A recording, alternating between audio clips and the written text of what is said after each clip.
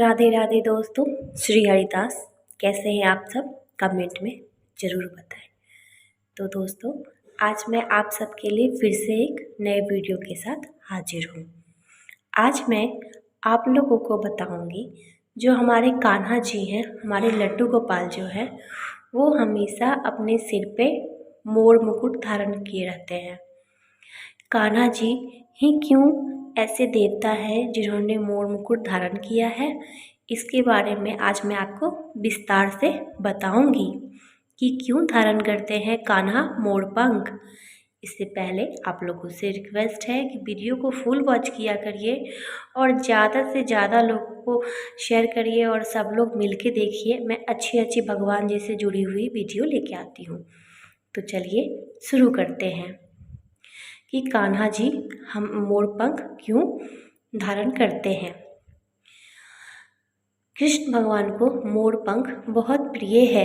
यही वजह है कि उनके मुकुट में मोर पंख लगा रहता है। मोर पंख उनके सर पे क्यों सजा है, इसके पीछे कई वजह हैं। हर माह के कृष्ण पक्ष की अष्टमी तिथि को मासिक कृष्ण जन्माष्टमी मनाई जाती है। आषाढ़ माह की कृष्ण जन्माष्टमी 20 जून 2023 को है। धार्मिक मान्यताओं के अनुसार बांसुरी और मोर पंख के बिना कान्हा का स्वरूप अधूरा माना जाता है। कृष्ण भगवान को मोर पंख बहुत ही प्रिय है। यही वजह है कि उनके मुकुट में मोर पंख हमेशा लगा रहता है। शास्त्रों के अनुसार विष्णु जी के अवतारों में से सिर्फ कृष्ण ने ही मोर मुकुट धारण किया है। कान्हा का मोर पंख पहनना केवल प्रेम या उसके प्रति लगाव ही नहीं है, बल्कि इसके जरिए भगवान ने कई संदेश भी हमें दिए हैं। मोर पंख उनके सर पर क्यों सजा रहता है, आइए जानते हैं। मोर पंख राधा जी की प्रेम की निशानी है। कान्हा के पास मोर पंख होना राधा से उनके अटूट प्रेम की निशानी है। मान्यताओं के अनुसार एक बार कृष्ण की बांसुरी पर राधा नृत्य कर रही थी, तभी उनके साथ महल में मोर भी नाचने लगे। इस दौरान एक मोर का पंख नीचे गिर गया। तब श्री कृष्ण ने इसे अपने माथे पर सजा लिया। मोर पंख को उन्होंने राधा के प्रेम के प्रतीक के रूप में माना। मोर और सांप की दुश्मनी है।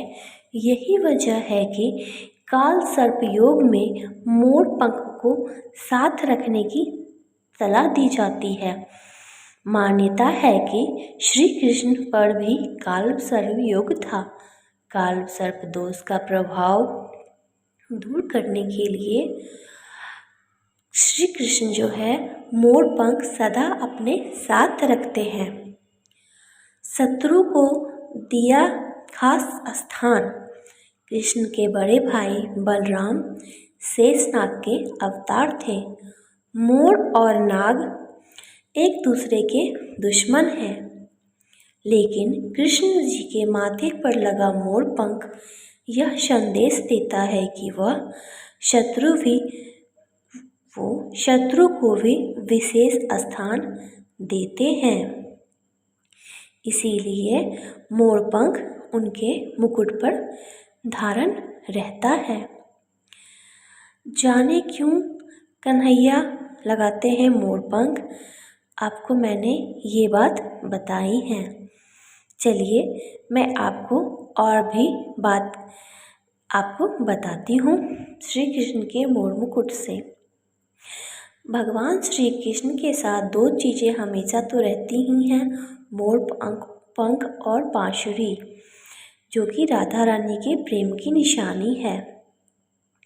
प्रेम और दया के प्रतीक श्री कृष्ण सारे देवताओं में सबसे ज़्यादा श्रृंगार प्रिय भगवान है। कृष्ण को हमेशा उनके भक्त नए कपड़े और आभूषणों से लादे रखते हैं। कृष्ण का नाम जुबां पर आते ही हमारे मन में सबसे पहले जो छवि उभर कर आती है वे आभूषण पहन के रखे और मस्तक पर मोर पंख धारण किए हुए युवा कृष्ण की आती है। भगवान श्री कृष्ण और जहाँ प्रेम और दया के प्रतीक हैं, वहीं दूसरी ओर वे अपने रुद्र रूप के में शत्रुओं का नाश करने वाले भी हैं। इन सब के इतर वे कई बार मित्र और शत्रु के लिए समभाव भी रखते हैं, यानी उनके रूप में विविधता है कि जैसे मोरपंख में होती है। कान्हा का मोरपंख पहनना केवल प्रेम या प्रति के लगाव दर्शाता नहीं है, बल्कि इसके जरिए बहुत सारी सुंदर सुंदर संदेश भी दिए हैं।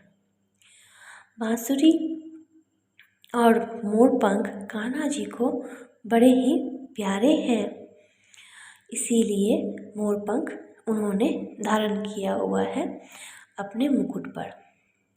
तो दोस्तों, आशा करती हूँ कि आप लोगों को ये वीडियो अच्छी लग रही हो तो आप जो है हमारे वीडियो को सब्सक्राइब ज़रूर कर ले। आप लोगों से हाथ जोड़ के रिक्वेस्ट करती हूँ, आप लोग थोड़ी प्रेम दिखाएं, वीडियो को फुल वॉच किया करिए।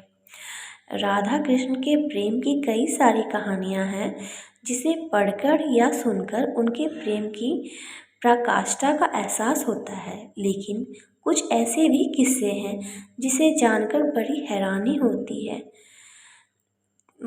ऐसी है हमारे राधा कृष्ण की कहानी और उनसे जुड़े हुए मोरपंख की कहानी। तो कथा ऐसे मिलती है कि गोकुल में एक मोर रहता था। वो श्री कृष्ण का अत्यंत भक्त था। एक बार उसने कृष्ण की कृपा पाने के लिए कन्हैया के द्वार पर जाकर जप करने का विचार किया। इसके बाद वह अपने द्वार पर इनके द्वार पर बैठकर कृष्ण कृष्ण जपता रहा। जप करते हुए उसे बरस बीत गए, लेकिन उसे श्री कृष्ण की कृपा प्राप्त नहीं हुई। एक दिन दुखी होकर मोर रोने लगा। तभी वहाँ से एक मैना उड़ती जा रही थी। उसने मोर को रोता हुआ देखा तो वो बहुत अचंभित हुई। कन्हैया के दर पर जाके कोई रो भी सकता है।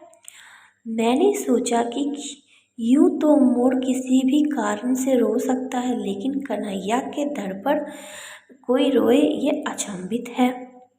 उसके दौरान मैना मोर के पास गई और उसे रोने का कारण पूछा। तब मोर ने बताया कि एक बरस से मैं कन्हैया को प्रसन्न करने के लिए कृष्ण नाम का जप कर रहा हूँ, लेकिन कन्हैया ने आज तक मुझे पानी भी नहीं पिलाया। मैना ने यह सुनकर मैना बोली कि श्री राधे रानी की बरसाना से आई हूँ, तू मेरे साथ वहीं चल। राधे रानी बड़ी दयालु हैं, तुझ पर जरूर कृपा करेंगी। मोर और मैना की बात मान ली। दोनों उड़ते उड़ते बरसाना पहुँचे, लेकिन मोर राजधानी के दर पर भी श्री कृष्ण का नाम ही जपता रहा। यह सुनकर राधे दौड़ी दौड़ी आई और मोर को अपने गले से लगा लिया। राजधानी में मोर से पूछा, कहाँ से आया है तू? तो मोर ने कहा कि मैं सुना है कि तुम करुणामयी हो राधे, आज मैं देख लिया। राधा रानी मोर ने सारी बातें राधा रानी को बताया कि श्री कृष्ण का जप करता हूँ, लेकिन श्री कृष्ण ने आज तक मुझे पानी भी नहीं पिलाया। राधा रानी मोर को अपने साथ कृष्ण के पास ले गई। मोर की बातें सुनकर कृष्ण जी को बड़ा अचंभा हुआ और उनको बहुत पछतावा हुआ। तब कृष्ण जी ने कहा कि राधा का नाम लेना तेरा सौभाग्य है, इसीलिए मैं तुमको वरदान देता हूँ कि जब तक यह सृष्टि रहेगी तेरा मोरपंख सदा मेरे शीश पर विराजमान रहेगा। साथ ही जो भक्त किशोरी जी का नाम लेगा वह मेरे शीश पर रहेगा। तो ये थी मोर पंख और श्री कृष्ण राधे की कहानी। उम्मीद करती हूँ कि आप लोग को ये वीडियो अच्छी लगी हो। फिर नए वीडियो के साथ मिलती हूँ। धन्यवाद।